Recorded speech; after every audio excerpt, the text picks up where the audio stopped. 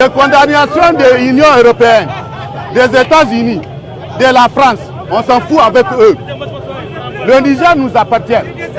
Ils sont où? Continuent nos frères. On ne veut pas leurs soldats sur notre territoire. Un coup d'État évince le régime au Niger, soutenu depuis de nombreuses années par la France. Des putschistes soutenus par l'armée ont capturé et destitué le président du Niger, Mohamed Bazoum. Ce coup d'État s'inscrit dans la lignée des précédents au Burkina Faso et au Mali, avec une volonté des peuples d'en finir avec la présence des forces impérialistes françaises en Afrique. Censées être sur place pour éradiquer les groupes terroristes au Sahel, les forces françaises présentes depuis plusieurs années se sont retrouvées incompétentes. Nos soldats vont défendre notre territoire, notre patrie.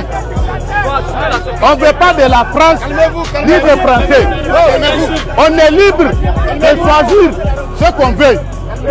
De quelle amitié on va tisser, ça nous appartient. Et à ce titre, au passage, on vous montre, c'est ce qu'on veut.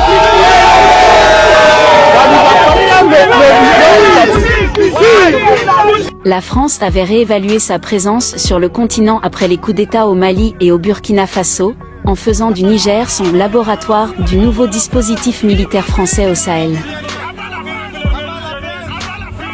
Les peuples africains dénoncent l'hypocrisie de la France, qui prétend lutter contre le terrorisme mais profite simplement de leur présence, avec la complicité des autorités locales, pour protéger les intérêts des multinationales françaises comme Areva et Total en Afrique.